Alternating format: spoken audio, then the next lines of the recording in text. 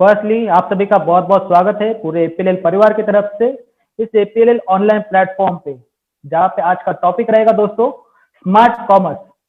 तो smart commerce के बारे में बताना चाहूंगा दोस्तों। जैसे कि स्मार्ट कॉमर्स डिजाइन करने के पीछे एपीएलएल का जो मोटिव था कि हमारे जो स्टूडेंट्स कैटेगरी उनके लिए लॉन्ग टर्म करियर गोल लेके आए, इस मोटिव को रखते हुए स्मार्ट कॉमर्स को जो है वो डिजाइन किया गया था। जिसके कंटेंट के बारे में अगर मैं बात करूं तो दोस्तों कंटेंट में हमें यहाँ पे देखने मिलता है fundamental, computer fundamentals, then operating system, MS Office जो कि एक महत्वपूर्ण टूल्स है ऑफिस सूट्स का, जिसमें वर्ड, पावर पॉइंट, एक्सेल और एक्सेस ये सारे टूल्स उसमें सीखने मिलते हैं। देन इंटरनेट और ईमेल, बिजनेस अकाउंटिंग और एक महत्वपूर्ण सॉफ्टवेयर यहाँ पे सीखने मिलता है Tally, ERP, then e commerce, m commerce, different digital application और डीमोनेटाइजेशन, ये सारे टॉपिक्स यहाँ पे हमें सीखने मिलते हैं। देन दोस्तों मैं नेक्स्ट स्लाइड की तरफ जाना चाहूंगा, जिसमें कि ऑपरेटिंग सिस्टम। तो ऑपरेटिंग सिस्टम की अगर मैं बात करूं तो ऑपरेटिंग सिस्टम जैसे कि इस वर्ड में ही सारा कुछ दिया हुआ है। ऑपरेटिंग सिस्टम जैसे कि एक कंप्यूटर को, हार्डवेयर को और सॉफ्टवेयर को कोऑर्डिनेशन करने का जो काम एक सॉफ्टवेयर करता है उसे ऑपरेटिंग सिस्टम कहा जाता है।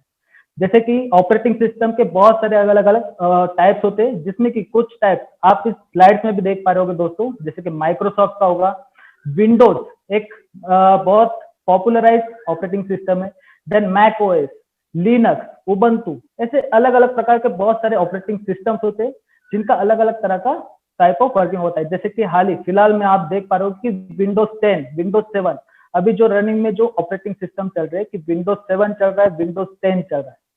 तो इसी के साथ आगे बढ़ना चाहूंगा दोस्तों। और इसी के साथ माइक्रोसॉफ्ट ऑफिस, एमएस ऑफिस, जिसे माइक्रोसॉफ्ट ऑफिस के नाम से भी जाना जाता है, कि ये एक ऑफिस टूल्स है दोस्तों, जहां पे ऑफिस में यूज करने वाले मोस्ट ऑफ ऑफिस में जो भी सारे काम होते हैं वो इसी टूल्स पे ऑपरेट किए जाते हैं, जिसमें अलग अलग टूल्स यहाँ पे काम आते हैं, जिसमें से 4 टूल्स हमें यहाँ पे सीखने मिलते हैं, जिसमें MS Word, MS PowerPoint, MS Excel और एमएस एक्सेस, ये 4 टूल्स वहां पे हमें सीखने मिलते हैं, जिसका अलग अलग टाइप ऑफ वर्किंग होता है, अलग अलग काम होता है, हर एक टूल का अलग अलग वे होता है, अलग अलग नॉलेज उसमें हम क्रिएट कर सकते हैं। तो आगे की तरफ मैं बढ़ना चाहूंगा। तो हम जैसे कि फर्स्टली हम जानकारी लेते हैं दोस्तों एमएस वर्ड के बारे में।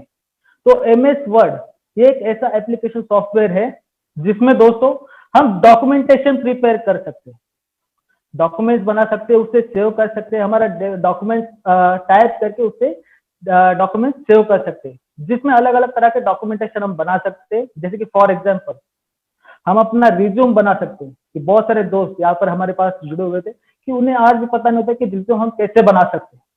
तो रिज्यूम बनाना एक महत्वपूर्ण डॉक्यूमेंट हम वहां पे वर्ड में बना सकते हैं। देन ऑफिशियल लेटर्स, आप दोस्तों बैंक में जाते होगे, अलग अलग दफ्तरों में जाते होगे, वहां पर एक नोटिस बोर्ड लगा हुआ होता है, वहां पे अलग अलग तरह के लेटर्स, इंटीमेशन लेटर्स वहां पे लगे हुए होते हैं। तो ये जो सारे लेटर्स बनाने के जो काम होते हैं दोस्तों, वह एमएस वर्ड में बनाए जाते हैं। और साथ ही साथ अलग अलग तरह के टेक्स्ट डॉक्यूमेंट्स हो गए, ये सारे डॉक्यूमेंट्स आप इस वर्ड एप्लीकेशन में बना सकते हैं। तो नेक्स्ट, तो जिसमें कि एक एग्जांपल मैं यहाँ पे देना चाहूंगा। जैसे कि यहाँ पे आप देख पा रहे हैं कि एक रिज्यूम यहाँ पे मैंने लगा हुआ है, जिसमें एक फोटो भी यहाँ पर लगा सकते हैं, ऊपर आपके नाम, आपकी डिटेल्स वहां पर बना सकते हैं। साथ ही साथ इस वर्ड में आप अलग तरह से टेबल भी बना सकते हैं। जैसे कि आपका एजुकेशन आपको डिस्क्राइब करना हो तो अलग वे में आप टेबल बना के उसमें आपका एजुकेशन भी अलग वे में दिखा सकते हैं। तो इसका मेन मोटिव क्या होता है दोस्तों, कि आपका जो भी डॉक्यूमेंट, आपका जो भी टेक्स्ट डिटेल्स है, उसे अच्छे वे में प्रिपेयर करके सामने वाले को प्रेजेंट करना। जैसे कि आप कोई वर्ड में लेटर्स बना रहे हो तो उसे प्रॉपर वे में प्रेजेंट करना, एक अच्छे वे में, एक प्रॉपर सेटिंग्स के साथ उसे प्रिपेयर करके सामने प्रेजेंट करना। नेक्स्ट, तो दोस्तों एमएस वर्ड, यहाँ पर टाइम आता है एक सवाल का। तो यहाँ पर आप सभी के लिए एक सवाल है दोस्तों, कि माइक्रोसॉफ्ट वर्ड कब रिलीज हुआ था। तो मैं देख पा रहा हूँ यहाँ पे आपके लिए सवाल है दोस्तों, कि माइक्रोसॉफ्ट वर्ड कब रिलीज हुआ था। तो आपको आंसर करना है चैट बॉक्स में। यहाँ पे मैं देख पा रहा हूँ कुछ सवाल का जवाब आ रहा है, बहुत बढ़िया। अंजना जी ने यहाँ पे सवाल का जवाब दिया है, राहुल जी ने दिया है। यहाँ पे सवाल है दोस्तों, माइक्रोसॉफ्ट वर्ड कब रिलीज हुआ था। बहुत बढ़िया, मैं सवाल का जवाब देख पा रहा हूँ। तो सही जवाब की तरफ बढ़ते हैं दोस्तों। तो इसका सही जवाब है 25 अक्टूबर 1983। आप इसे नोट डाउन कर सकते हैं दोस्तों, आपके नॉलेज में और भी काम आ सकता है कि ये बेसिक नॉलेज आपके पास होना चाहिए। तो नेक्स्ट स्लाइड की तरफ बढ़ते हैं। बहुत बढ़िया, बहुत बढ़िया, सभी का बहुत बहुत बहुत अच्छे से आंसर कर रहे हैं सभी लोग। तो सही आंसर भी नोट डाउन कर लीजिए जिनकी तरफ से गलत आंसर आए हुए थे। तो नेक्स्ट स्लाइड की तरफ हम बढ़ते हैं दोस्तों कि नेक्स्ट एमएस पावर पॉइंट। तो एमएस पावर पॉइंट के बारे में अगर बताना चाहो दोस्तों, तो आज हम लोग यहाँ पर सारी इंफॉर्मेशन ग्रैब कर रहे हैं, कुछ नॉलेज में शेयर कर रहा हूँ, कुछ नॉलेज आप यहाँ पे ग्रैब कर ले। तो ये नॉलेज अगर कहीं में सिर्फ ओरल वे में अगर आपको समझाता है तो मोस्ट ऑफ नॉलेज आप यहाँ पे स्किप कर देते या फिर मोस्ट ऑफ नॉलेज आप यहाँ पे ग्रैब नहीं कर पाते। लेकिन यही सारा नॉलेज, यही सारा स्मार्ट कॉमर्स के बारे में जो जानकारी मैं आपको पीपीटी के माध्यम से देता हूँ। तो इसमें क्या हो रहा है दोस्तों कि आप देख पा रहे हैं कि ये सारे फंक्शंस कैसे वर्क करते, जहाँ पे कुछ आपको इमेजेस भी दिख रहे हैं, कुछ आपको इंफॉर्मेशन भी दिख रही है, कुछ आपको अलग अलग फाइल्स भी यहाँ पर दिख रही है। तो ये सारे फंक्शन एक अगर इंफॉर्मेशन में पीपीटी के माध्यम से अगर किसी को शेयर करता हो तो वो एक अच्छे वे में आपको ग्रैब करने के लिए भी आसान होता है, उसे प्रेजेंट करने के लिए भी आसान होता है। तो एक मोस्ट इंपॉर्टेंट टूल्स यहाँ पे हमें सीखने मिलता है एमएस पावर पॉइंट, जिसमें दोस्तों हम अलग अलग तरह की प्रेजेंटेशन सामने वाले को प्रिपेयर करके दे सकते हैं। जैसे कि आप सभी जान पाते हैं कि हर एक ऑर्गेनाइजेशन में ईयर एंड में बहुत सारा जो आप वर्क करते हैं, आप साल भर में जितना सारा काम करते हैं उससे ईयर एंड में आपको कहीं प्रेजेंट करना पड़ता है कि आपने साल भर में क्या आपने काम किया और कैसे उसे वर्क कंप्लीट किया। तो ये सारी इंफॉर्मेशन, ये सारा जो काम है आप इस प्रेजेंटेशन के माध्यम से आप सामने वाले को प्रेजेंट कर सकते हैं। इसमें जैसे कि आप इमेजेस ऐड कर सकते हैं, अलग अलग तरह के चार्ट्स ऐड कर सकते हैं, अलग अलग तरह की इंफॉर्मेशन ऐड कर सकते हैं, एक्सेल इंफॉर्मेशन ऐड कर सकते हैं। तो ये सारे काम जब हम पीपीटी के माध्यम से शो करते हैं तो वो बहुत आसानी से सामने वाले को समझने के लिए भी आसान हो जाता है और आपको प्रेजेंट करने के लिए भी आसान होता है। तो इसी के साथ आगे बढ़ना चाहूंगा। तो दोस्तों नेक्स्ट, जैसे कि एक्सेल बहुत ही इंपॉर्टेंट और बहुत ही मीनिंगफुल सब्जेक्ट है, जहाँ पे एक्सेल की अगर मैं बात करूं तो एक्सेल एक ऐसा टॉपिक है जिसके बारे में मैं कितना भी नॉलेज ले लूं तो वो कम है।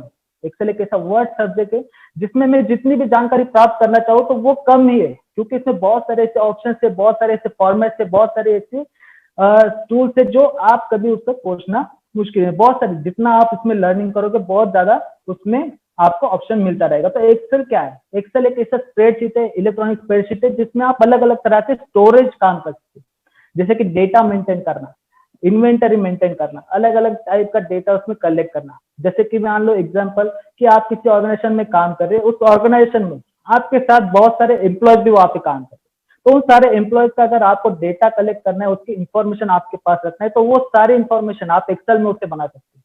तो इसमें बेनिफिट क्या है दोस्तों कि आप जब कोई इंफॉर्मेशन ज्यादा क्वांटिटी में आपके पास कोई इंफॉर्मेशन हो तो उससे आप एक्सेल में जब बनाते हैं तो एक ऑर्गेनाइज वे में उसे बना सकते हैं, और एक सिंपली वे में कि आप जो भी इंफॉर्मेशन उसमें प्रिपेयर कर रहे हैं, जो भी इंफॉर्मेशन आप वहां पे बना रहे हो, उसे आसानी से आप चेक कर सकते हो, उसमें आसानी से आप एडिट कर सकते हो। कोई नया डेटा उसमें आप डालना चाहते हो तो वो आसानी से उसमें आप एडिट करके आप उसमें ऐड कर सकते हो। तो एक्सेल में आप चाहे जितना डेटा उसमें प्रिपेयर कर सकते हो, और मोस्ट इंपॉर्टेंट बात दोस्तों यहाँ पे कि जो भी डेटा आप यहाँ पर बना के रखते हैं वो आपका सिक्योर रहता है, और सालों तक आप ये डेटा वहां पे आप चेक कर सकते हो, आप उसे स्टोरेज करके रख सकते हो। तो इसमें आपका डेटा कहीं पे लॉस होने की भी चांसेस नहीं होते, आपका डेटा 100% सिक्योर रहेगा और सेव होके रहेगा। तो नेक्स्ट बढ़ना चाहूंगा। तो जैसे कि यहाँ पर एक एग्जांपल मैं आपको दिखाना चाहूंगा दोस्तों कि एक्सेल में आप कैसे डेटा प्रिपेयर कर सकते हैं। जैसे कि आप यहाँ पर देख पा रहे हैं आपकी स्क्रीन पे कि एक्सेल में एक स्कूल का आप मार्कशीट, जैसे कि हर एक यहाँ पे देख पा रहे हैं कि स्टूडेंट्स के नाम यहाँ पर दिया हुआ है, उनके अकाउंटेंट के मार्क्स कितने, देन इंग्लिश के मार्क्स कितने, मैथ्स के मार्क्स कितने, इस तरह से आप डेटा प्रिपेयर यहाँ पे कर सकते हो। तो यहाँ पे मैं देख पा रहा हूँ कि बड़े आसानी से आप सारी डिटेल्स यहाँ से निकाल सकते हो कि स्टूडेंट के कितने मार्क्स थे, इस सब्जेक्ट में इसके कितने मार्क्स थे, इसके एवरेज परसेंटेज कितने, इसके ग्रेड्स कितने, आप बड़े आसानी से उसे रेक्टिफाई कर सकते हो। तो इसी तरह से अलग अलग डॉक्यूमेंट्स, अलग अलग डेटा आप यहाँ पर एक्सेल में बना सकते हो, उसे मेंटेन कर सकते हो, उसमें आप डेटा बना के उसे सेव कर सकते हो। तो इसी तरह आप ये डेटा जब आपका जो भी आपका इंफॉर्मेशन शेयर करना हो तो इसे आसानी से आप सामने वाले को शेयर भी कर सकते हैं। इसी तरह बहुत अलग अलग वर्क भी आप एक्सेल में कर सकते हैं कि जैसे चार्ट्स बनाना, तो अलग अलग तरह के चार्ट बना सकते हैं जो कि आपकी अलग अलग जैसे कि सेल्स आपको दिखाना है तो उस तरह के सेल्स चार्ट आप यहाँ पे बना सकते हैं, अलग अलग तरह के चार्ट, अलग अलग तरह के डेटा आप यहाँ पे कंटेंट करके आप सामने वाले को प्रेजेंट कर सकते हैं। सो नेक्स्ट, तो यहाँ पे वापस एक बार सवाल आता है दोस्तों, आप सभी के लिए वापस एक बार सवाल है, तो आशा करता हूँ कि वापस एक बार आपका रिस्पॉन्स देखने मिलेगा। तो क्वेश्चन है आप सभी के लिए कि एक वर्कशीट, जो हम एक्सेल में एक वर्कशीट इस्तेमाल करते हैं, उस वर्कशीट में कितने रोज होते हैं और कितने कॉलम्स होते हैं। जैसे कि मैं आप सभी को बताना चाहूंगा, जो वर्टिकल वे में होता है, जो नंबर्स में होता है उससे रो कहते हैं, और जो सिंगल लाइन में होता है उससे हम कॉलम कहते हैं। तो यहाँ पे कितने रोज होते हैं और कितने कॉलम्स होते हैं वो आपको आंसर करना है। बहुत बढ़िया, मैं आंसर चैट बॉक्स में देख पा रहा हूँ आंसर। बहुत बढ़िया, बहुत बढ़िया, यहाँ पे काफी सही आंसर यहाँ पे आ रहे हैं, तो बहुत बढ़िया, जैसे कि मैं देख पा रहा हूँ बहुत करेक्ट आंसर दे रहे स्टूडेंट्स। जैसे मैं जान पा रहा हूँ कि सभी लोग बड़े ध्यानपूर्वक यहाँ पे सेशंस ले रहे, बहुत करेक्टली यहाँ पे सभी का आंसर भी आ रहा है। ग्रेट ग्रेट, तो हम आंसर की तरफ बढ़ते हैं। तो करेक्ट आंसर है दोस्तों, नोट डाउन करके रखिए। बहुत सारे स्टूडेंट्स ने सही सवाल का जवाब भी सही से दिया हुआ है। यहाँ पे करेक्ट आंसर है इसका 10,48,576 रोज होते और 16,384 कॉलम्स होते। जो हमारी एक वर्कशीट जिस पर हम काम कर रहे होते उसमें 10,48,576 रोज होते और 16,384 कॉलम्स होते। तो नेक्स्ट बनना चाहूंगा मैं। बहुत बढ़िया, सभी के answer, most of correct answer थे। तो नेक्स्ट हम बात करेंगे दोस्तों MS एक्सेस, जिसे हम जानते हैं माइक्रोसॉफ्ट एक्सेस के नाम से भी। तो माइक्रोसॉफ्ट एक्सेस क्या है दोस्तों, ये एक सिस्टम बेस्ड मैनेजमेंट सॉफ्टवेयर है, जिसमें हम एक्सेल की तरह ही अलग अलग डेटा हम यहाँ पे मैनेज कर सकते हैं, डेटा प्रिपेयर कर सकते हैं, उस डेटा को अलग वे में प्रेजेंट कर सकते हैं, चाहे वो प्राइवेट टेबल्स हो, चाहे वो अलग अलग तरह के टेबल्स हो, चाहे वो अलग अलग वे में टेबल्स बना के उसे हम प्रेजेंट कर सकते हैं। ये सिमिलर टू एक्सेल होता है, जैसे कि आप देखोगे एक्सेस खोल के तो वो दिखने के लिए एक्सेल की तरह ही लगेगा, लेकिन इसमें हम डेटा जो है वो एक अच्छे वे में उसे प्रिपेयर कर सकते हैं, चाहे वो टेबल्स के स्वरूप में हो। जैसे कि अलग अलग टेबल्स आप बहुत सारे जगह पे देखते हैं कि अलग अलग टाइप के टेबल्स में आपको डेटा देखने मिलता है, तो ये सारे टेबल्स आप यहाँ पे माइक्रोसॉफ्ट एक्सेस में कर सकते हैं। देन नेक्स्ट की तरफ में बढ़ना चाहूंगा। जैसे कि हम बात करेंगे दोस्तों इंटरनेट, तो इंटरनेट के बारे में बताने से पहले कि इंटरनेट आज यहाँ पे हम सब लोग यहाँ पर इस प्लेटफॉर्म पे जुड़े हुए, आज मैं यहाँ पे कुछ इंफॉर्मेशन शेयर कर पा रहा हूँ, आप सभी लोग अपने घरों पे बैठे हुए आप ये सारी इंफॉर्मेशन ग्रैब कर पा रहे हैं। तो ये सारा जो कमाल है वो कहीं ना कहीं पे इंटरनेट की वजह से, कि आज अगर ये इंटरनेट ना होता, इस लॉकडाउन पीरियड में हम सभी लोग घर पे बैठे क्या ही कर पाते, लेकिन आज बहुत सारे लोग हैं जो इंटरनेट के माध्यम से यहाँ पे काम कर पा रहे हैं, बाकी सारे नॉलेज गेन पा रहे हैं, यहाँ पे अपने लिए इनकम कर पा रहे। तो इंटरनेट एक बहुत ही महत्वपूर्ण घटक यहाँ पे हमें सीखने मिलता है कि इंटरनेट की जो हम घर बैठे अलग अलग तरह के इंटरटेनमेंट, चाहे वो सर्चिंग करना हो, डेटा कलेक्शन करना हो, ऑनलाइन सर्चिंग करना हो, या मैं आज बैठे हुए चाहे किसी भी देश में हो, कहीं पे भी हो, उन आदमियों तक पहुंच सकता हूँ इंटरनेट के माध्यम से। चाहे मुझे किसी के लिए कुछ भेजना हो तो मैं यहाँ पे घर पे बैठे उस इंसान तक वो सारी चीजें पहुंचा सकता हूँ। तो यहाँ पे जैसे कि इंटरनेट के माध्यम से बहुत सारे काम यहाँ पे कहीं ना कहीं पे आसान हो चुके हैं। पहले जितनी डिफिकल्ट लाइफ थी कि इंटरनेट के बगैर हमारी लाइफ जितनी डिफिकल्ट थी, यहाँ पे कहीं ना कहीं इंटरनेट आने के बाद हमारी बहुत सारी काम आसानी से हो चुके हैं। तो नेक्स्ट की तरफ बढ़ना चाहूंगा। देन यहाँ पे बात करते हैं दोस्तों बिजनेस अकाउंटिंग के बारे में। तो बिजनेस अकाउंटिंग ये बहुत ही इंपॉर्टेंट टॉपिक यहाँ पे हमें सीखने मिलता है। तो बिजनेस अकाउंटिंग के बारे में अगर मैं बताना चाहूँ दोस्तों, तो अकाउंटिंग एक इंपॉर्टेंट घटक है। जैसे कि यहाँ पे अकाउंटिंग के बारे में जानने से पहले मैं कुछ बताना चाहूंगा। जैसे कि हमारे इंडिया में बिजनेस, यहाँ पे हर जगह पे बिजनेस हमें देखने मिलता है। एक ऑर्गेनाइज बिजनेस होता है और एक अनऑर्गेनाइज बिजनेस होता है। जैसे कि अगर मैं बात करूँ कि रोड पर सब्जी बेचने वाला भी कहीं ना कहीं पे वो बिजनेस ही कर रहा है, और वही सब्जी अगर किसी मॉल में अगर कोई बेच रहा है तो वो भी कहीं ना कहीं पे बिजनेस हो रहा है। तो इन दोनों में डिफरेंस क्या है? जैसे कि अगर मैं मॉल में जो सब्जी बेच रहा है उसको अगर मैं पूछूं कि तुम्हारा भाई कल का सेल क्या था, परसों का सेल क्या था, उसके पास वो सारा डेटा, वो सारा रिकॉर्ड्स उसके पास अवेलेबल होगा।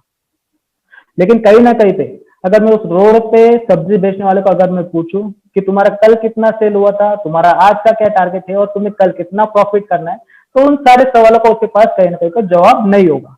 तो इन दोनों में डिफरेंस क्या है दोस्तों? जो मॉल में बेच रहा है वो कहीं ना कहीं पे ऑर्गेनाइज वे में बिजनेस कर रहा है, उसका कोई प्लानिंग है कि आज मुझे इतना सेल करना है, आगे जाके मुझे इतना प्रॉफिट करना है। तो अगर आप कोई भी बिजनेस करते दोस्तों, तो उस बिजनेस में अगर आपको पता ही ना हो कि आपका कल का लॉस क्या था, कल का प्रॉफिट क्या था, तब तक आप आगे का प्लानिंग उसमें नहीं कर सकते कि आपको कितना आज का सेल करना है और उसमें आपको कितना प्रॉफिट करना है।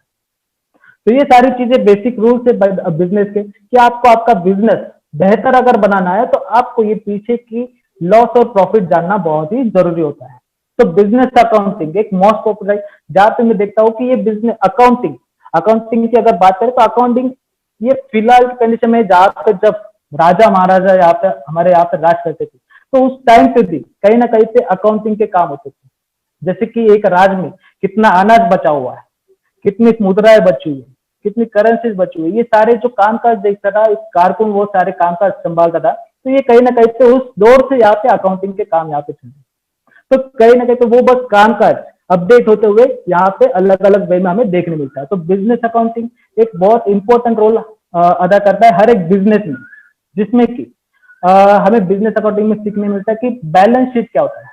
जैसे कि हर साल में आपको बैलेंस शीट टैली करना पड़ता है कि असेट आपका टैली हुआ है या लाइबिलिटी आपका टैली हुआ है, ये सारी चीजें हमें सीखने मिलती है। देन प्रॉफिट एंड लॉस क्या होता है, तो प्रॉफिट एंड लॉस अकाउंट कैसे मेंटेन करना है, देन लेजर अकाउंट कैसे क्रिएट करना है, ये सारी चीजें हम यहाँ पे बिजनेस अकाउंटिंग में सीख पाते हैं। तो जिसके सीखने के लिए जो बेसिक रूल्स भी हमें सीखना पड़ता है कि बिजनेस अकाउंटिंग सीखने के लिए पहले तो हमें सीखना पड़ता है कि अकाउंटिंग के टाइप्स क्या होते हैं, देन उसके रूल्स क्या होते हैं। जैसे कि मैं बताना चाहूंगा जिन दोस्तों को हमारे पता नहीं कि बिजनेस अकाउंटिंग में टाइप्स कौन कौन से होते हैं, तो जहाँ पे 3 टाइप्स के साथ अकाउंटिंग हैंडलिंग किया जाता है, रियल अकाउंट, नॉमिनल अकाउंट और पर्सनल अकाउंट। इन्हीं 3 ही अकाउंट में ये सारा अकाउंटिंग का खेल यहाँ पे खेला जाता है, जिसमें कि सारे डिपेंड रहता है उनके रूल्स पे। जैसे आप सभी ने देखा होगा कि बैंक में जब आप पासबुक प्रिंट करवाते तो उसमें भी आप सभी ने देखा होगा कि debit side and credit side. तो ये सारी चीजें क्या है, डेबिट मतलब क्या होता है, क्रेडिट मतलब क्या होता है, तो ये सारी बेसिक नॉलेज बिजनेस अकाउंटिंग में आपको सीखने मिलता है कि अकाउंटिंग क्या होता है, डेबिट क्या होता है, क्रेडिट क्या होता है, डेटर क्या होता है, क्रेडिट कार्ड क्या होता है, परचेस क्या होता है, सेल्स क्या होता है, परचेस रिटर्न क्या होता है, परचेस सेल्स रिटर्न क्या होता है। ये सारी इंफॉर्मेशन हमें सीखने मिलती है बिजनेस अकाउंटिंग में, बेसिक सीखने मिलता है। देन उसके बाद आगे की तरफ मैं बढ़ना चाहूंगा कि जो नॉलेज हम इस अकाउंटिंग में सीखते हैं, जैसे कि डेटर क्या है, क्रेडिटर क्या है, लेकिन यही सारी इंफॉर्मेशन जैसे कि मैंने अभी बताया था दोस्तों कि राजा महाराजाओं के जमाने में भी अकाउंटिंग होता था, लेकिन समय के साथ वो अकाउंटिंग बदलते गया। बाद में कहीं ना कहीं पे लेजर पे ये सारे काम होने लगे, जैसे कि बैलेंस शीट टैली करना कहीं ना कहीं पे हम लेजर वर्क में करते थे। आज भी हमारे इस सेशन में बहुत सारे ऐसे स्टूडेंट्स यहाँ पे जुड़ोगे जो कहीं ना कहीं पे स्मार्ट कॉमर्स बैकग्राउंड से जुड़ोगे। तो आज कहीं ना कहीं तो वो जब कॉलेज में लेक्चर्स लेते अकाउंट का, जब भी वो लेक्चर लेते होंगे तो उन्हें अकाउंट के जो भी लेजर्स बनाने होते हैं, लेजर अकाउंट हो गया, then profit and loss account हो गया, देन बैलेंस शीट हो गया, ये कहीं ना कहीं तो उन्हें आज भी पेपर पे बनाना पड़ता है। तो यही सारा वर्क जब हम किसी सॉफ्टवेयर में अपलोड करते हैं तो वो कहीं ना कहीं पे 100% एक्यूरेट होता है। तो इसी के लिए इंडिया में मोस्ट पॉपुलर जो सॉफ्टवेयर यूज किया जाता है आज के समय में वो है टैली, टैली ईआरपी। जैसे कि टैली के बारे में अगर मैं बात करूं दोस्तों, तो एक मोस्ट पॉपुलर सॉफ्टवेयर है जिसमें अकाउंटिंग के सारे काम हैंडल आप कर सकते हैं, चाहे वो इन्वेंटरी मैनेज करना, चाहे वो अकाउंट के जो भी ट्रांजेक्शन है वो उसमें इंक्लूड करना। तो टैली बेसिकली आपका पूरा एक ऑर्गेनाइजेशन हैंडल करता है।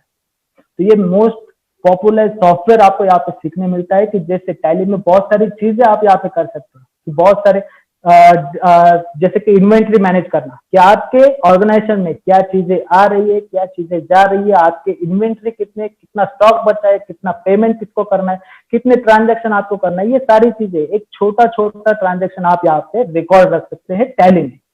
इसी के साथ दोस्तों कि जहाँ पे अकाउंटिंग की बात आती है, जहाँ पे बिजनेस की बात आती है, जहाँ पे किसी ऑर्गेनाइजेशन की बात आती है, वहां पे 100% दोस्तों एम्प्लॉयज की भी बात आती है। तो एम्प्लॉय के बारे में जानने से पहले मैं नेक्स्ट स्लाइड की तरफ बढ़ना चाहूंगा। तो जैसे कि हर एक ऑर्गेनाइजेशन में एम्प्लॉय जहाँ पे वर्क करते हैं, जहाँ पे आप अकाउंटिंग हैंडल करते हैं, तो आपकी कहीं ना कहीं पे बात आती है दोस्तों एम्प्लॉयज की सैलरीज के ऊपर भी। क्योंकि अगर आप अकाउंटिंग हैंडल कर रहे हैं, आप अकाउंटिंग पे काम कर रहे हैं, तो आपको 100% कहीं ना कहीं पे सैलरीज भी आपके एम्प्लॉयज को पेड करनी है। और जहाँ पे एम्प्लॉयज की सैलरी जा रही है, मतलब वो कहीं ना कहीं पे ऑर्गेनाइजेशन का एक्सपेंसेस होता है। तो वो एक्सपेंसेस कहीं ना कहीं पे आपको टैली में आपको शो करना पड़ता है। तो वो कैसे कैलकुलेट किया जाता है, क्योंकि जहाँ पे आप सैलरी कैलकुलेशन करते हैं तो वहां पे कुछ नॉर्म्स एंड कुछ डिडक्शन भी वहां पे होते हैं, जैसे कि पीएफ और ईएसआई। तो हर एक एम्प्लॉयज के सैलरी में से पीएफ और ईएसआई ये दोनों डिडक्शन नॉर्म्स वहां पे होते हैं। तो वो कैसे कैलकुलेट किए जाते हैं, तो यहाँ पे मैं बताना चाहूंगा कि पीएफ पीएफ मतलब क्या है दोस्तों, प्रोविडेंट फंड। तो प्रोविडेंट फंड एक्चुअल में है क्या, तो प्रोविडेंट फंड ये एक स्कीम है जो गवर्नमेंट द्वारा योजित किया गया है, जहां पे एम्प्लॉयज की सैलरी में से कुछ डिडक्शन होता है, जिसकी बेसिक सैलरी में से कुछ डिडक्शन होता है, और जहां पे जिस कंपनी द्वारा वो काम कर रहा है उस कंपनी द्वारा भी कुछ कंट्रीब्यूशन होता है उसके पीएफ अकाउंट में। तो ये सारा जो डिडक्शन हो रहा है वो उसके कहीं ना कहीं से एक वर्चुअल अकाउंट होता है, उसमें सेविंग होता रहता है। और आफ्टर कुछ निर्धारित समय के बाद ये जितना भी जो डिडक्शन हो रहा है या जितना भी उसका फंड वहां पे डिपॉजिट हो रहा है, वो किसी निर्धारित समय के बाद वो व्यक्ति उसे विड्रॉवल कर सकता है अपने जमा को पूंजी के तौर पे। एक तरह से दोस्तों ये जो भी पीएफ स्कीम है, एक तरह से एक सेविंग स्कीम है, जो भी एम्प्लॉयज एज ए एम्प्लॉय जहाँ पे काम कर रहे हैं कि उनका सेविंग कहीं ना कहीं पे नहीं हो पा रहा है, तो ये एक सेविंग स्कीम है जहाँ पे एम्प्लॉय का हर मंथली हर महीने कुछ अमाउंट डिडक्ट होकर उसके एक वर्चुअल अकाउंट में वो डिपॉजिट होता रहता है, और जब वो सीमित समय के बाद उसे निकाल के उसे यूज कर सकता है। इसी तरह दोस्तों ईएसआई, तो ईएसआई क्या है, जैसे कि किसी इंसान के बीमा बीमा भी होता है, जिसमें कि हेल्थ इंश्योरेंस एक होता है और जीवन बीमा एक होता है। तो ईएसआई मतलब क्या है, एम्प्लॉय स्टेट इंश्योरेंस, मतलब एक तरह का ये भी बीमा होता है, जहां पे जो एम्प्लॉयज किसी कंपनी में किसी ऑर्गेनाइजेशन में काम कर रहे हैं, वहां पे ये स्कीम जहाँ पे दिया जाता है, जिनकी सैलरी 20,000 या 21,000 से कम हो, उनके लिए ये स्कीम वहां पे अवेलेबल होता है, जिसमें उनके सैलरी से जैसे पीएफ डिडक्शन होता है उसी प्रकार ईएसआई डिडक्शन वहां पे मंथली होते रहता है। जिसके बाद इन फ्यूचर उस एम्प्लॉय का अगर इन फ्यूचर कोई मेडिकल चैलेंजेस आते हैं, उसे अस्पताल में कहीं पे भर्ती होना पड़ता है, तो उस मामले में ईएसआई स्कीम द्वारा उससे सारे मेडिकल चैलेंजेस उसके पे किए जाते हैं। तो इसके लिए दोस्तों जो भी ईएसआई डिडक्शन होता है, जिस एम्प्लॉय का ईएसआई डिडक्शन होता है, उसे उस कंपनी द्वारा ईएसआई द्वारा उसे एक कार्ड दिया जाता है, जिसे ईएसआई कार्ड बताया जाता है, जिसमें उस एम्प्लॉय का फोटो आता है, उसकी बेसिक डिटेल्स आती है, उस ईएसआई अकाउंट का नंबर उसमें दर्ज होता है और सारी बेसिक डिटेल उसमें दर्ज होती है। तो इन फ्यूचर जब भी वो अगर किसी मेडिकल चैलेंजेस आते हैं, तो वो हर एक स्टेट में जहाँ पे ईएसआई हॉस्पिटल्स अवेलेबल होते हैं वहां पे जाके अपना इलाज कर सकता है। तो यहाँ पे दोस्तों जहाँ पे ईएसआई डिडक्शन होता है, तो उनका इलाज बस जहाँ पे ईएसआई हॉस्पिटल से वहीं पे वो कर सकते हैं। जैसे कि मैं बताना चाहूंगा कि हर एक स्टेट में आज अगर मैं देखता हूँ तो हर एक स्टेट में ईएसआई हॉस्पिटल्स आपको वहां पे देखने मिलते हैं। अगर ये जानकारी आप नेट पर भी डालते हैं कि आपके यहाँ पे कहाँ पे ईएसआई हॉस्पिटल है, तो वो आप जानकारी वहां पे नेट पर भी आप देख सकते हैं। तो नेक्स्ट स्लाइड की तरफ मैं बढ़ना चाहूंगा। जैसे कि बात करते हैं दोस्तों ई कॉमर्स एंड ई कॉमर्स के बारे में। तो ई कॉमर्स मतलब क्या है दोस्तों, कि ई कॉमर्स जैसे कि हम कोई भी गुड्स और सर्विसेज अगर ऑनलाइन प्लेटफॉर्म या फिर इंटरनेट के माध्यम से जहाँ पे हम सेल और परचेज करते हैं या फिर उसे सेल आउट करते हैं, तो वहां पे होता है ई कॉमर्स। जैसे कि इंटरनेट के माध्यम से कोई गुड्स और परचेज या फिर सर्विस वहां पे हम खरीदना या बेच सकते हैं, उसे कहते हैं हम ई कॉमर्स। तो इसमें क्या होता है दोस्तों, जैसे कि हम देख पा रहे हैं कि ई कॉमर्स में आज आप देख पा रहे हैं कि बहुत सारी ऐसी ई कॉमर्स इंडस्ट्री है जो यहाँ पे कहीं ना कहीं पे डेवलप हो रही है। इस लॉकडाउन पीरियड में बहुत सारी ऐसी ऑर्गेनाइजेशन है जो ई कॉमर्स वे में यहाँ पे डेवलप हो रही है, जो अपने आप को कहीं ना कहीं पे ई कॉमर्स प्लेटफॉर्म में वहां पे डेवलप करेगी।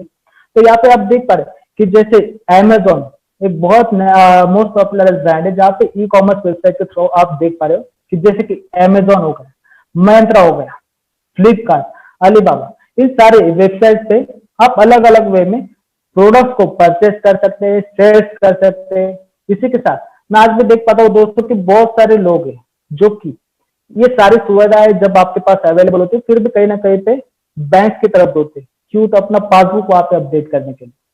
क्योंकि आप ये सारे किसी को ट्रांजैक्शन, किसी को पैसे भेजने, तो वहां पे आप बैंक की तरफ दौड़ लगाते।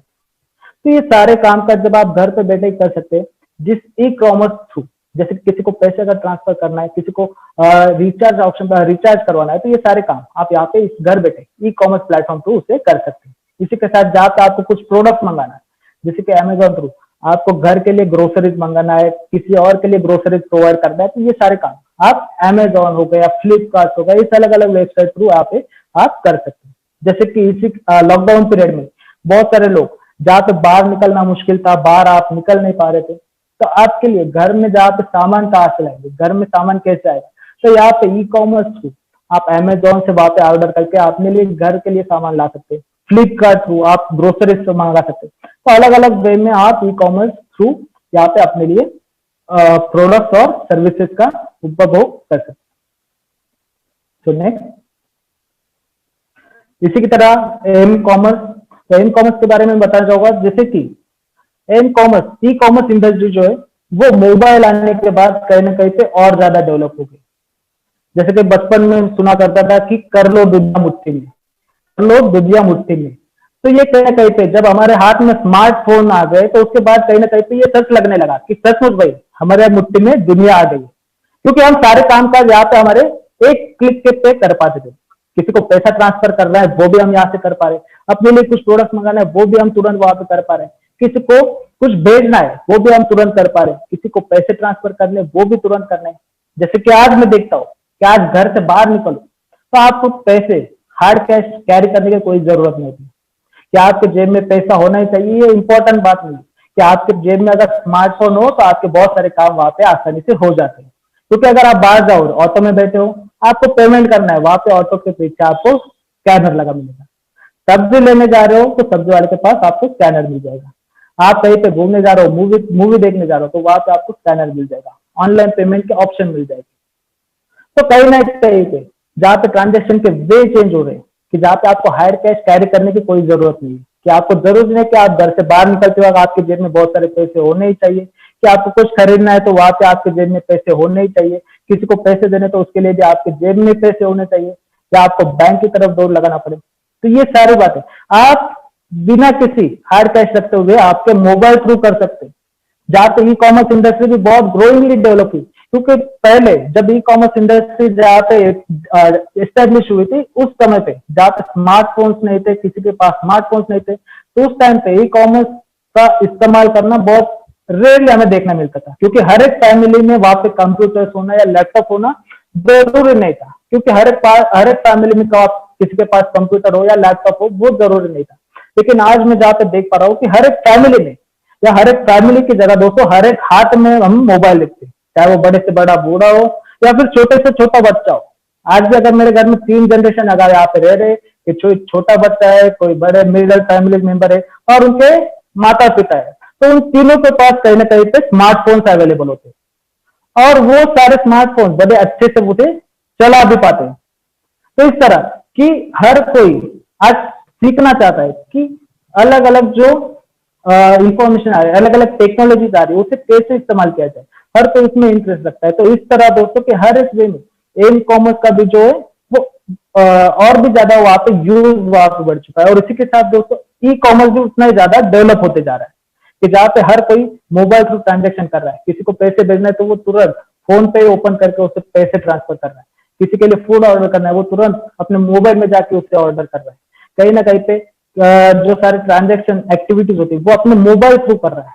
तो इस तरह दोस्तों ई कॉमर्स इंडस्ट्री भी यहाँ पे डेवलप हो रही है। और एम कॉमर्स इंडस्ट्री जहाँ पे स्मार्टफोन्स आने के बाद ग्रोइंगली जो कोई इंडस्ट्री है तो वो e commerce and m commerce industry वो बहुत तेजी से इतना ग्रो हो चुके हैं कि हर एक जगह से कि इतने सारे यूजर्स है कि आज भी अगर मैं देखूं कि फोन पे यूजर्स हो गए या फिर गूगल पे यूजर्स हो गए कि बहुत ज्यादा तादाद में ये सारे एप्स वहां पे इस्तेमाल होते हैं। तो इसी के साथ आगे बढ़ना चाहूंगा। तो जैसे कि मैं बात कर रहा था दोस्तों कि यहाँ पे एम कॉमर्स प्लेटफॉर्म में हम कौन कौन से एम कॉमर्स प्लेटफॉर्म से जिसमें मैं बात करना चाहूँ जैसे जैसे कि अमेजोन पे कि जितने सारे हम शॉपिंग वेबसाइट पे देखते हैं उन सभी में भी ये सर्विसेज अवेलेबल होती है कि आप उसके थ्रू ट्रांजेक्शन भी कर सकते हैं कि किसी को पैसा भेजना तो आप अमेजोन में सिर्फ शॉपिंग ही नहीं कर सकते दोस्तों कि उसमें आप पैसे भी ट्रांसफर कर सकते हो कि किसी को अगर पैसा भेजना है तो आप अमेजोन पे का इस्तेमाल कर सकते हैं। किसी शॉप का अगर आपको पेमेंट करना हो तो आप अमेजोन पे का इस्तेमाल कर सकते हैं। इसी तरह गूगल पे हो गया, फोन पे हो गया, पेटीएम हो गया, ये सारे ई कॉमर्स प्लेटफॉर्म से जिनका इस्तेमाल करते हुए हम ऑनलाइन पेमेंट ट्रांजेक्शन सारी कर सकते हैं। जिनमें एक अच्छा ऑप्शन भी हमें देखने मिलता है दोस्तों कि ये जितने भी प्लेटफॉर्म है अमेजोन पे हो गया, फोन पे हो गया, इनमें एक बहुत अच्छा ऑप्शन जो होता है वॉलेट का कि जिसमें हम वॉलेट में पैसे अपलोड करके वो सारे यूज बाद में भी कर सकते हैं कि मान लीजिए कहीं इमरजेंसी में आपके अकाउंट में पैसे ना हो तो लेकिन आपके वॉलेट में वो पैसे जमा हो रखे तो आप फ्यूचर में उसे इस्तेमाल कर सकते हैं। एक अच्छा बेनिफिट यहाँ पे हमें देखने मिलता है कि आपकी ऑनलाइन सेविंग भी वहां पर जनरेट होती है कि आप मान लीजिए कोई अमाउंट उसमें अपलोड करके रखे तो आपको इमरजेंसी में जब कभी आपके अकाउंट में पैसे ना हो तब आप उसे वॉलेट के पैसे से भी इस्तेमाल कर सकते हैं। उस वॉलेट के पैसे से आप रिचार्ज कर सकते हैं, उस वॉलेट के पैसे से आप परचेसिंग कर सकते हैं, उस वॉलेट के पैसे से आप जो चाहे वो काम कर सकते हैं। तो ये बहुत अलग अलग इस्तेमाल आप इसके थ्रू कर सकते हैं। तो नेक्स्ट की तरफ बढ़ना चाहूंगा। फिर हम बात करते हैं दोस्तों डिफरेंट डिजिटल एप्लीकेशंस की। डिफरेंट डिजिटल एप्लीकेशंस की बात करें दोस्तों तो यहाँ पे आप देख पाते हैं कि जितने भी हमारे दोस्त आज यहाँ पे जितने भी लोग जुड़े हुए कहीं ना कहीं पे अपने स्मार्टफोन को यूज करते हुए यहाँ पे जुड़े हुए जो कि अपने स्मार्टफोन में अलग अलग एप्लीकेशन भी यूज करते हैं। लेकिन कहीं ना कहीं पे बहुत सारे ऐसे लोग जो कि एप्लीकेशन का एक इंपॉर्टेंस नहीं जानते कि आज हमारी लाइफ बहुत सिंप्लीफाई हो चुकी है जब से हमारे हाथ में स्मार्टफोन आए कि पहले अगर मुझे कोई काम करना होता तो 100% मुझे घर से बाहर निकलना ही था कि मुझे कोई भी छोटा सा भी काम करना हो तो मुझे घर से बाहर निकलना ही पड़ता था। मुझे बैंक में अगर किसी को पैसे निकलवा के देने तो मुझे बाहर जाना पड़ता था एटीएम में। मुझे बैंक का पासबुक अपडेट करना है, मुझे स्टेटमेंट चेक करना है तो मुझे जाना पड़ता था बैंक में पासबुक को प्रिंट करवाने। अगर मुझे कहीं पे कोई सामान पहुंचाना है तो मुझे बाहर निकल के उसे सामान खरीद के फिर सामने वाले को प्रोवाइड करना पड़ता था। लेकिन आज जब से हमारे हाथ में ये स्मार्टफोन आया हुआ है तो उसके बाद कहीं ना कहीं पे ये सारे काम, ये सारे हमारे लाइफस्टाइल, ये सारे हमारे वर्किंग बहुत कहीं ना कहीं पे सिंप्लीफाई हो चुके हैं। वो कैसे दोस्तों कि हमारे मोबाइल में बहुत सारे ऐसे अलग अलग एप्लीकेशन वहां पे देखने मिलते हैं। जैसे मैं अगर बात करूं तो एजुकेशन के लिए आप अलग एप्लीकेशन इस्तेमाल कर सकते हैं। आपके लिए कहीं पे खाना ऑर्डर करना है उसके लिए आप अलग अलग एप्लीकेशन यूज कर सकते हैं। आपको कहीं पे घूमने जाना है उसके लिए आप अलग एप्लीकेशन यूज कर सकते हैं। आपके लिए मोबाइल रिचार्ज करना है उसके लिए आप अलग एप्लीकेशन इस्तेमाल कर सकते हैं। कहीं पे जाने के लिए टिकट बुकिंग करना है उसके लिए आप अलग एप्लीकेशन यूज कर सकते हैं। तो अलग अलग एप्लीकेशन कैसे इस्तेमाल किया जाता है जैसे कि आप यहाँ पर देख पा रहे हैं कि हमारा एपीएलएल ऐप है। यहाँ पर आप देख पा रहे हैं कि स्लाइड में एपीएलएल ऐप, जैसे कि एपीएलएल ने एक अच्छा इनिशिएटिव लिया था अपने स्टूडेंट्स के लिए कि एपीएलएल स्टूडेंट एपीएलएल ऐप करके एक ऐप लॉन्च किया था जहां पे आप सभी स्टूडेंट्स के लिए कि एपीएलएल के बारे में और भी ज्यादा जानकारी आपको कहां से प्राप्त हो सकती है। तो इस ऐप के माध्यम से कि एपीएलएल में आपको क्या सारा एजुकेशन मिलता है, एपीएलएल में आपको क्या सीखने को मिलता है, एपीएलएल में आपको कौन कौन से कोर्स मिल सकते हैं, एपीएलएल के सेंटर्स कहां पर अवेलेबल है, ये सारी इंफॉर्मेशन आप इस सिंगल ऐप की तरफ से प्राप्त कर सकते थे। आपको कहीं पे घर से बाहर निकलने की जरूरत नहीं, आपको कहीं पे जाने की जरूरत नहीं, आप घर बैठे ये सारी इंफॉर्मेशन प्राप्त कर सकते थे। देन दोस्तों जॉब के लिए कि जहां पे हम कहीं ना कहीं तो पहले सोचते थे कि अगर मुझे जॉब करना है तो पहले मुझे जाना पड़ेगा किसी कंपनी में इंटरव्यू देने के लिए, मुझे कहीं ना कहीं पे किसी को रेफर करना पड़ेगा, किसी की तरफ से इंफॉर्मेशन कलेक्ट करना पड़ेगा, फिर उस कंपनी में जाकर मुझे इंटरव्यू देना पड़ेगा, फिर वो कंपनी मुझे हायर करेगी। लेकिन आज हम घर बैठे अपने लिए नौकरी ढूंढ सकते हैं, हम घर बैठे अलग अलग कंपनियों में अप्लाई कर सकते हैं, हम घर बैठे अलग अलग कंपनियों में अपने रिज्यूम प्रोवाइड करके वो वहां पे एम्प्लॉयमेंट के लिए बात कर सकते हैं। वो कैसे दोस्तों, तो अलग अलग वहां पे एम्प्लॉयमेंट साइट से, एम्प्लॉयमेंट एप्लीकेशन से, जिनमें शाइन आपने सुना होगा कि शाइन पे आप अपने आप के लिए बहुत सारी नौकरियां वहां पे ढूंढ सकते हैं। वहां पे अलग अलग कंपनीज में आप अपने आप को अप्लाई कर सकते हैं कि जहाँ पे वैकेंसीज अवेलेबल हो आपके लिए रेफरेंस के हिसाब से, जहाँ पे आपको पता हो कि वहां पे आपको सारे डिटेल्स आपको मिल जाएंगे कि यहाँ पे आपको क्या आपको नॉलेज चाहिए, क्या आपको वहां पे क्वालिफिकेशन चाहिए, कितना आपको एक्सपीरियंस होना चाहिए, ये सारे इंफॉर्मेशन आप घर बैठे वहां पे देख के आपके कंफर्टेबल के हिसाब से आप वहां पे नौकरी के लिए अप्लाई कर सकते हैं। तो ये बहुत अच्छा बेनिफिट वहां पे हमें मिलता है एप्लीकेशन के द्वारा।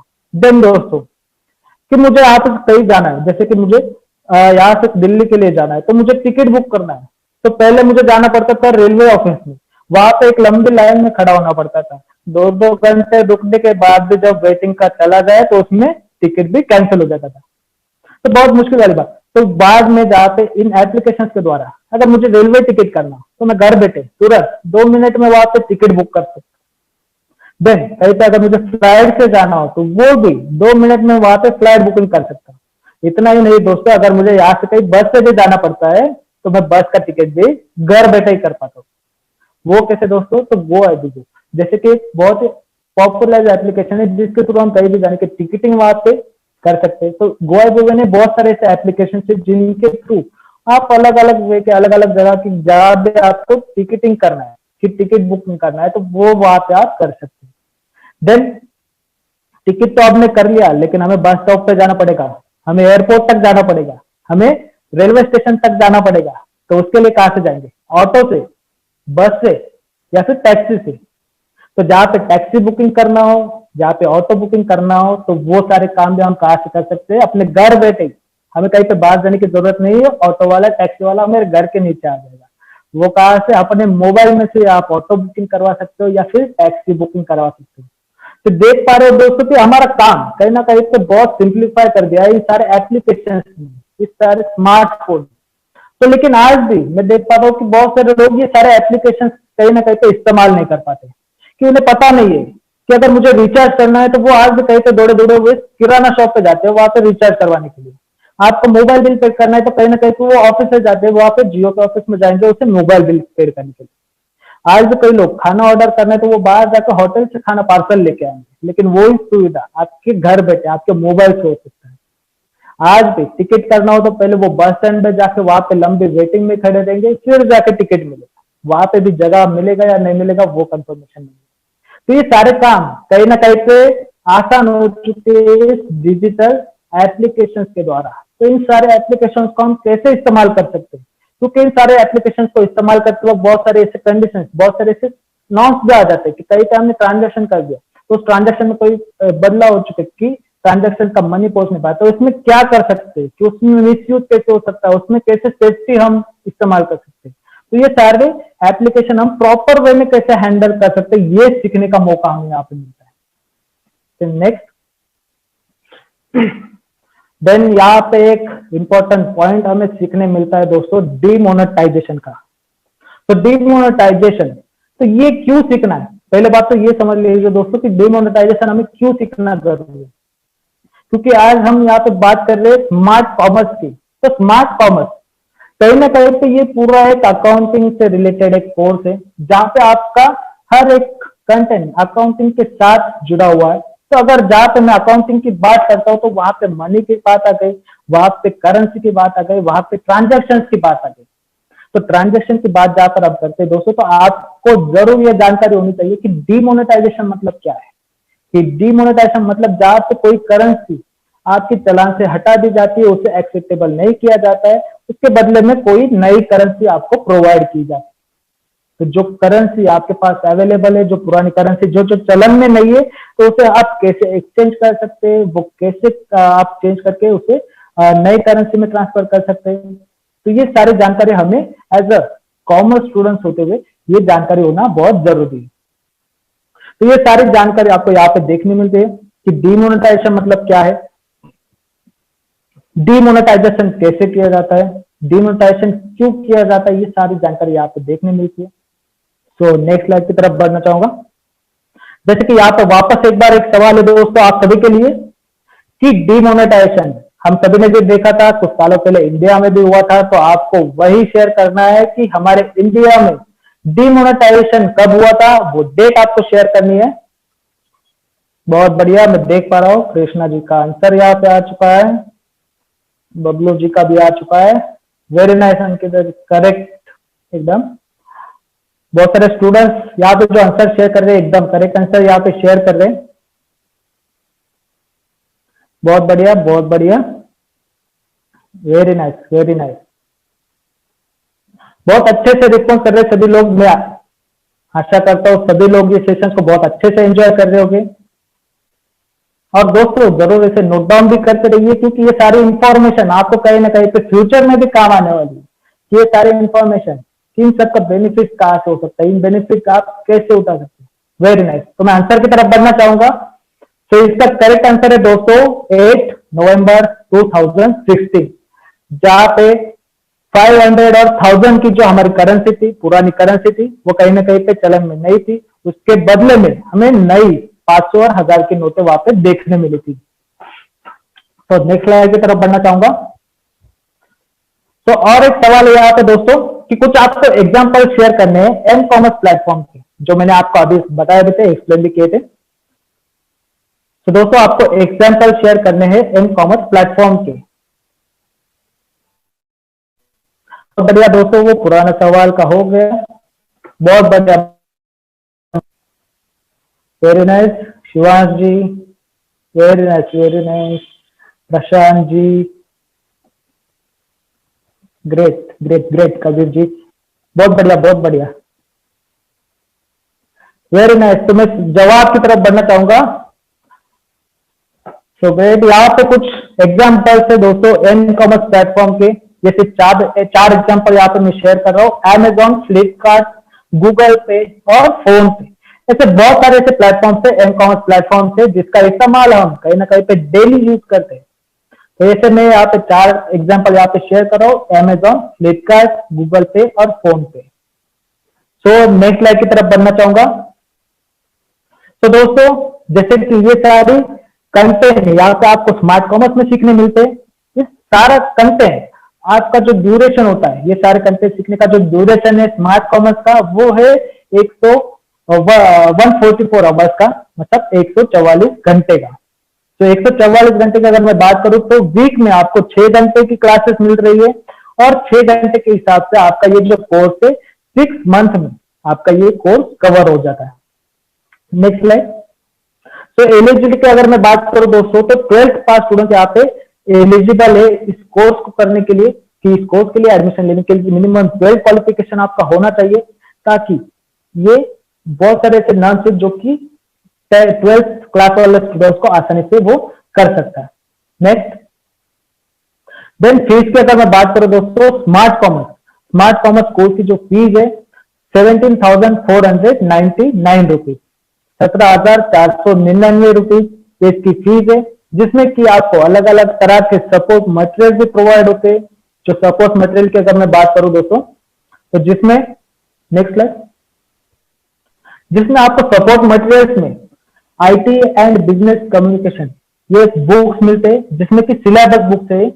किस सिलेबस बुक में 6 तरह के सिलेबस के बुक्स मिलते हैं, जिसमें अलग अलग सिलेबस उसमें कवर होते हैं, चाहे आपके एमएस ऑफिस का हो, अकाउंटिंग का हो, बिजनेस अकाउंटिंग हो, ये सारे सिलेबस आपके इसमें कवर होते हैं। 6 सिलेबस बुक्स होते हैं। इसके साथ आपको गुड्स एंड सर्विस टैक्स इसकी एक बुक मिलती है, जिसमें आपको जीएसटी का नॉलेज उसमें मिलता है। देन आपकी पर्सनैलिटी डेवलपमेंट और बिजनेस कम्युनिकेशन की 3 बुक्स यहाँ पर मिलती है, जिसमें कि 2 आपकी पर्सनैलिटी डेवलपमेंट की होती है, जहाँ पे बुक 1 और बुक 2, जहाँ पे दो पार्ट में उसे डिवाइड किया है, और बिजनेस कम्युनिकेशन की एक बुक वहां पे मिलती है। टोटल ये 3 बुक्स वहां पे मिलती है। देन एक बैकपैक मिलता है दोस्तों, जिसमें कि हमारा एपीएल का एक बैग वहां पर मिलता है। देन मोरल रिस्पॉन्सिबिलिटी का एक बुक मिलता है। देन स्मार्ट कॉमर्स का एक डीवीडी सेट मिलता है, जिसमें कि 4 डीवीडी उसमें आपके अवेलेबल होती है, जो कोर्स से रिलेटेड है। फिर इसी के साथ दोस्तों एक आपको डीवीडी सेट मिलता है पर्सनालिटी डेवलपमेंट का भी, जिसमें पर्सनालिटी डेवलपमेंट और बिजनेस कम्युनिकेशन की डीवीडीज अवेलेबल है। नेक्स्ट, तो दोस्तों ये सारे कंटेंट सीखने के बाद, ये सारा कोर्स कंप्लीट करने के बाद आपको अपॉर्चुनिटीज कहाँ पे मिलती है। तो अपॉर्चुनिटीज के बारे में अगर मैं बात करूं दोस्तों, तो आपको एक चार्ट यहाँ पे आपके स्क्रीन पे दिख रहा होगा। तो इस चार्ट में मैंने इसे 3 हिस्से में डिवाइड किया हुआ है, जिसमें कि फंडामेंटल और एमएस ऑफिस का एक अलग ये किया हुआ है। देन बिजनेस अकाउंटिंग और टैली एक सेकंड पार्ट में डिवाइड किया है, और ई कॉमर्स और एम कॉमर्स ये थर्ड पार्ट में उसे डिवाइड किया हुआ है। तो ये हमें अपॉर्चुनिटी, ये कोर्स कंप्लीट करने के बाद अपॉर्चुनिटी कहाँ पे मिलेगी। तो जैसे कि फंडामेंटल्स और ऑफिस, ये नॉलेज के ऊपर, इस स्किल्स के ऊपर हम data entry operator, excel operator, administrative work, यहाँ पे हम एप्लीकेबल हो सकते हैं। जैसे कि हर एक ऑफिस में बैकएंड में जितने भी सारे काम होते हैं, बैकएंड जितने भी सारे लोग हैंडल करते हैं, वहां पे हम इसको अप्लाई कर सकते हैं। फिर इसी के साथ जहां पे हम बिजनेस अकाउंटिंग और टैली के नॉलेज के ऊपर अगर मैं बात करूं, तो वहां पे आप अकाउंटिंग रिलेटेड किसी भी क्षेत्र में काम कर सकते हो, चाहे वो अकाउंट एग्जीक्यूटिव हो, टैली ऑपरेटर हो, जूनियर अकाउंटेंट हो, ऐसे ही बहुत सारे अलग अलग इसमें आप अप्लाई कर सकते हैं। तो ये सिर्फ एक मैंने शेयर किया हुआ है, क्योंकि स्मार्ट कॉमर्स कोर्स करने के बाद ऐसे बहुत सारी एन नंबर ऑफ अपॉर्चुनिटी आपके लिए ओपन हो जाती है, लेकिन यहाँ पे स्क्रीन में दिखाने के लिए आपको ज्यादा जगह नहीं है, इसलिए मैंने बस तीन ऑप्शन यहाँ पे आपको शो किए। तो ऐसे हर एक क्षेत्र में आप अलग अलग अपॉर्चुनिटीज आप अपने लिए क्रिएट कर सकते हैं। इसी के साथ जैसे कि ई कॉमर्स एम कॉमर्स से अगर मैं बात करूँ, तो ई कॉमर्स एग्जीक्यूटिव हो गया, एम कॉमर्स एग्जीक्यूटिव हो गया, ऐसे अलग अलग डिपार्टमेंट में आप उसे अप्लाई कर सकते हैं। क्योंकि आप देख पा रहे दोस्तों कि इस दौरान बहुत सारी ऐसी कंपनीज हैं जो कि अपने आप को कहीं ना कहीं पे ई कॉमर्स प्लेटफॉर्म पे लेकर आ चुकी है। वो कहीं ना कहीं पे अपने आप को डिजिटलाइज कर दिए कि ई कॉमर्स प्लेटफॉर्म में जिनके प्रमोशन हो, तो वो कैसे ऑनलाइन वे में हो सकता है। तो उनके लिए भी अलग अलग ई कॉमर्स डिपार्टमेंट अलग से एस्टेब्लिश कर रही है। तो वहां पे आप अपने आप को अप्लाई कर सकते हैं कि e commerce executive, m commerce executive, बहुत सारे ऐसे अलग अलग जगह पे आप अपने आप के लिए एप्लीकेबल हो सकते हैं। तो बहुत सारे ऐसे ऑप्शन, ये सारा कोर्स कंप्लीट करने के बाद आपको ऑटोमेटिकली ओपन हो जाता है।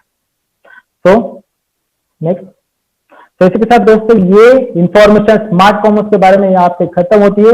मैं जितना ज्यादा हो सकता है उतना ज्यादा आपकी तरफ नॉलेज शेयर करने का प्रयास कर चुका हूँ। तो आपको जो भी डाउट्स या कोई क्वेश्चन हो गए, तो उसे सोल्यूशन करने का मैं जरूर प्रयास करूंगा। छात्र का एक क्वेश्चन था कि एमएस एक्सेल और एमएस एक्सेस दोनों के बीच में बेसिक डिफरेंट क्या है? देखिए सर, जैसे कि एमएस एक्सेल, तो एमएस एक्सेल में हम आसानी से कोई भी डेटा प्रिपेयर कर सकते हैं। जैसे कि मैंने एग्जांपल में बताया था कि एग्जांपल में जैसे कि एग्जाम शीट हो गया, तो वो स्टूडेंट्स का डेटा वहां पे मेंटेन किया हुआ है। तो लेकिन जिसमें कि अगर बात करें कि एक्सेस में कि आपको अलग अलग वे में किसी के टेबल्स दिखाने, जैसे कि टेबल्स अलग अलग टेबल दिखाने, जहाँ पे सेल्स चार्ट दिखाने कि पिछले साल का सेल्स कितना था, ये साल का सेल्स कितना है। तो ये सारे अलग अलग तरह में अगर चार्ट के स्वरूप में आपको दिखाने, तो वो आसानी से बन जाते हैं आपके एक्सेस में, जहाँ पे प्राइवेट टेबल का आप इस्तेमाल कर सकते हैं, अलग अलग टेबल्स का आप इस्तेमाल करके उससे बना सकते हैं।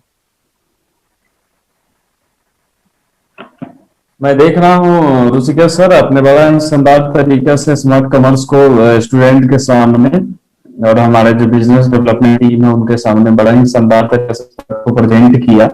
और पूरा टीम मैं देख रहा हूँ ऑल ओवर इंडिया से जहां से भी कनेक्ट हैं सब सेटिस्फाइड हैं। बट कुछ बेसिक क्वेश्चंस हमारे पास भी आ रहे हैं, लाइक ईआरपी जो होता है हमारा, वो एग्जैक्टली है क्या और कैसे फंक्शन करता है किसी ऑर्गेनाइजेशन, नंबर 1।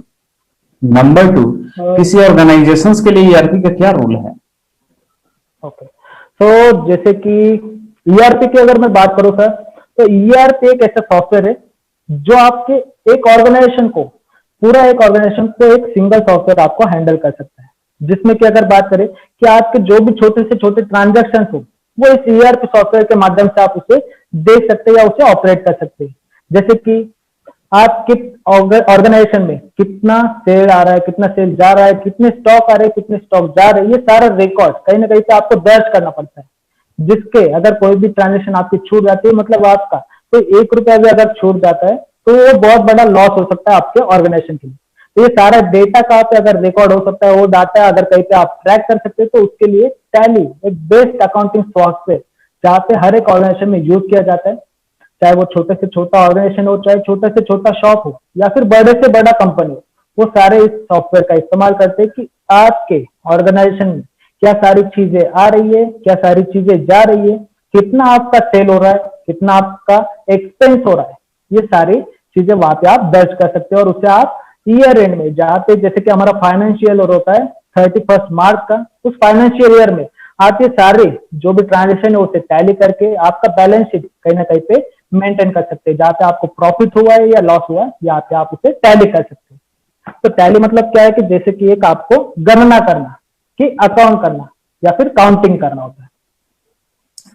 ये sir, thank you very much. हमारे एक सहरसा से जुड़े हुए हमारे एक सर हैं, सुरेश सर, उनका एक क्वेश्चन आ रहा है कि सर एम कॉमर्स और ई कॉमर्स क्या है एग्जैक्टली, ये दोनों दोनों में क्या डिफरेंस है? दोनों के एक आसान भाषा में थोड़ा समझाने की कोशिश करें, क्योंकि उनका आ रहा है क्वेश्चन हमारे पास। Yes sir. तो जैसे कि सर ई कॉमर्स और एम कॉमर्स, बेसिकली अगर मैं बात करूं ई कॉमर्स और एम कॉमर्स, प्लेटफॉर्म दोनों सेम है, लेकिन जहां पे हम ई कॉमर्स, जैसे कि ये सारी सर्विसेज अगर हम इस्तेमाल करते हैं कंप्यूटर के माध्यम से या फिर लैपटॉप के माध्यम से, तो वो इंटरनेट के माध्यम से तो जुड़ी हुई है, तो वो हो जाती है कहीं ना कहीं पे ई कॉमर्स में। और यही सारी फैसिलिटी थी। जहाँ पे ई कॉमर्स की अगर बात करें तो यहाँ पे 4 टाइप में ई कॉमर्स हमें देखने मिलता है: B2B, B2C, B2E और C2C, जिसके अलग अलग टाइप में, जैसे कि बिजनेस टू बिजनेस हो गया, कस्टमर टू कस्टमर हो गया, जैसे कि OLX आपने देखा होगा। B2B, बिजनेस टू बिजनेस, जहाँ पे आपने डी मार्ट देखा होगा। तो ये सारे क्या है, बिजनेस टू बिजनेस। तो यहाँ पे ई कॉमर्स क्या होता है कि दोस्तों, कि जहाँ पे आप इंटरनेट का इस्तेमाल करते हुए, जहाँ पे आप कंप्यूटर से जुड़े हुए हो या फिर लैपटॉप से जुड़ के ये सारी चीजें इस्तेमाल करते हैं। और सेम जहाँ पे ये सारी सर्विसेज हम कहीं ना कहीं पे मोबाइल के थ्रू इस्तेमाल करते हैं, तो वो आपकी हो जाती है एम कॉमर्स, जहाँ पे आपको पैसा ट्रांसफर, जैसे कि मैं अगर बात करूँ कि मैं आज ऑटो में घूमने जा रहा हूँ, तो ऑटो में चलते हुए मैंने पैसे पेड करने के लिए अपने मोबाइल से मैं वो ट्रांजेक्शन कर सकता हूँ। लेकिन वहीं पे अगर मुझे ये ट्रांजेक्शन ई कॉमर्स, जैसे कि लैपटॉप से अगर करना हो, तो वो कहीं ना कहीं पे कॉम्प्लिकेटेड हो जाएगा। तो वो सारी चीजें आसान कर दिए कहीं ना कहीं पे एम कॉमर्स में। तो दोनों में डिफरेंस क्या है, बस मोबाइल में हम इस्तेमाल करते तो उसे एम कॉमर्स कहा जाएगा, और इंटरनेट पे हम इस्तेमाल करते उसे ई कॉमर्स कहा जाएगा। Okay, thank you sir, thank you. और कोई क्वेश्चन है? वैसे क्वेश्चन और भी हमारे पास आ रहे हैं, कोई और पूछना चाहेंगे? ऋषभ सर, आपके साइड से कोई क्वेश्चन है?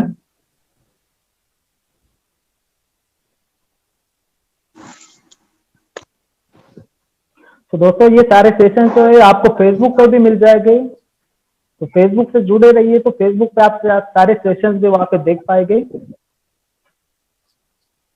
सर एक्चुअली मेरा सवाल तो नहीं है, पर कुछ दोस्तों का जैसे कि मैसेज आ रहा है, मैं देख पा रहा हूँ, वो बोल रहे हैं कि डिजिटल मार्केटिंग का पार्ट है वो छूट गया। तो मैं उनको बताना चाहता हूँ दोस्त कि आपने यहाँ पर जो भी देखा है डिजिटल, डिफरेंट डिजिटल एप्लीकेशन, उसके जो यूजेस आपने ऋषिकेश सर से सुने, उसका किस प्रकार से उपयोग कर सकते हैं, किस प्रकार से उसकी सहायता से हम चीजों को ऑपरेट कर सकते हैं, वही डिजिटल मार्केटिंग के अंदर ये पार्ट उन्होंने कवर किया है। तो दोस्तों वो पार्ट छूटा नहीं है, वो चीजें पहले भी शेयर की जा चुकी है ऑलरेडी, और जो चीजें शेयर नहीं की वो सर ने यहाँ पे डिफरेंट डिजिटल एप्लीकेशन के पार्ट में वो कवर किया है। तो thank you sir, thank you, बहुत अच्छा लगा सर आज का क्लासेस। और मैं आगे अमन सर को बोलूंगा कि प्लीज सर आप आगे सेशन को लेकर जाएं। Thank you Rishabh sir, thank you Rishikesh sir और अनुराग सर, आप लोगों ने मिलकर बड़ा ही शानदार तरीका से इस प्रोग्राम को आज हेल्डअप किया। बहुत ही शानदार तरीका से मैं देख रहा हूँ इंडिया के हर स्टेट से लोग जुड़े हुए हैं, और कुछ चेहरा को तो मैं खास करके बोलूंगा जो एवरी अल्टरनेट डे पे जो हमारा प्रोग्राम होता है उससे जुड़ते हैं। दोस्तों एक छोटा बड़ा रिक्वेस्ट फिर से आप लोगों से रहेगा कि आप अकेले नहीं जुड़े, अपने दोस्तों को, अपने फैमिली को, अपने रिलेटिव को, अपने पड़ोसी को, सबको इनवाइट करें इस प्रोग्राम का हिस्सा बनने के लिए, क्योंकि एपीएलएल का ऑब्जेक्टिव है इस नॉलेज को पूरे इंडिया के अंदर में मैक्सिमम लोगों तक स्प्रेड करने का, पहुंचाने तक, और ये आपके हेल्प के बिना नहीं हो सकता है। इतना ही नहीं, आप अपने टीम या जो भी आपके जूनियर हैं, ऑनलाइन हैं, या जो भी आपके स्टूडेंट हैं, उनको भी ये इन्फॉर्मेशन दे और मोटिवेट करे कि इस प्लेटफॉर्म से वो जुड़े। साथ ही साथ ये ज्यादा से ज्यादा जुड़े, और साथ ही साथ जो हमारा एक ऑनलाइन क्लासेस, फ्री क्लासेस जो चल रहा है आईटी स्मार्ट प्लस का, या स्मार्ट कॉमर्स का, या डीजी स्मार्ट 1 या डीजी स्मार्ट 2 का, जो 4 बैचेस चल रहे हैं, इसका भी लिंक आपको जाता है। तो आप सबसे विनम्र निवेदन है कि इसका भी फायदा आप उठाएं, क्योंकि कंपनी इतना बड़ा डिजिटल प्लेटफॉर्म को आगे लेके आ रही है आपके विकास के लिए, आपके ग्रोथ के लिए, आपके नॉलेज एनहेंसमेंट के लिए।